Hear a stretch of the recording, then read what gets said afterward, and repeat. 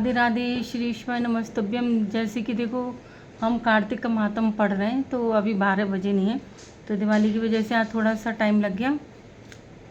तो कार्तिक का महात्म आज पढ़ते हैं 14वां अध्याय।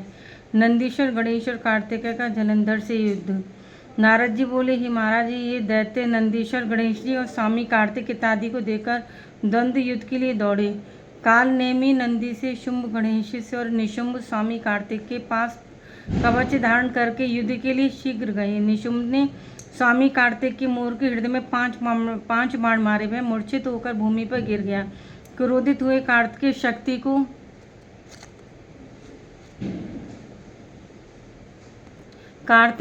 को उठाना ही चाहते थे कि इतने में निशुंभ ने अपनी शक्ति से उनकी शक्ति को काट दिया। नंदीश्वर ने सहस्रों बाणों से कालनेमी को भेद कर 7 बाणों से उसके घोड़ा, पताका, धनुष और सारथी को काट दिया। तब कालनेमी ने भी क्रोध करके नंदी के धनुष को काट दिया। तब नंदी ने कालनेमी की छाती में त्रिशूल मारा। शूल से फट गया है हृदय जिसका, घोड़े जिसके मर चुके थे, सारथी भी मर गया। ऐसे कालनेमी ने पर्वत खंडों की मार से नंदीश्वर को नीचे गिरा दिया।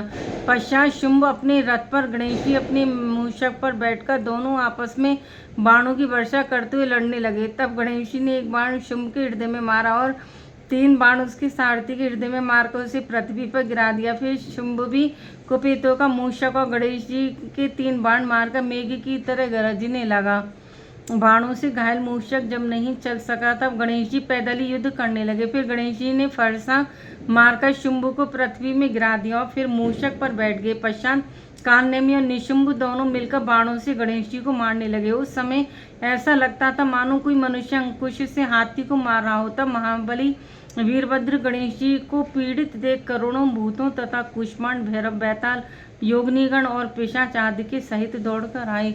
तब किलकिला शब्द और सिंह जैसी गर्जना से पृथ्वी कांपने लगी है। वे दौड़ दौड़कर दैत्यों को खाते और संग्राम भूमि में उछलते कूदते नाचते थे।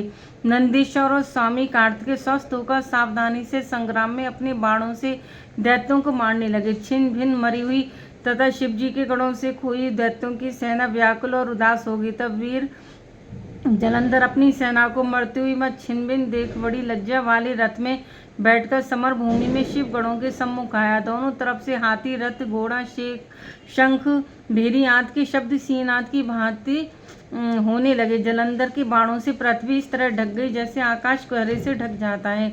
जलंधर ने 5 बाण गणेश जी के, 9 बाण नंदी के, 20 बाण वीरभद्र के मारकर आप मेघ की तरह गरजने लगा। तब कार्तिकेय ने एक शक्ति दैत्य के मारी, जिसके प्रहार से दैत्य का चित्त व्याकुल हो गया और घूमने लगा। फिर जलंधर ने क्रोध में आकर गदा लेकर स्वामी कार्तिक की मारी। गदा के लगने से वे भूमि पर गिर पड़े। इसी तरह उसने नंदी को भी पृथ्वी पर गिरा दिया। तब गणेश जी ने क्रोध कर अपने फरसा से उसकी गदा काट दी। वीरभद्र ने 3 बाण दैत्य के मारे और 7 बाणों से उसके रथ को चूर्ण कर घोड़ा मार गिराए तथा ध्वजा, धनुष और छत्र काट दिए।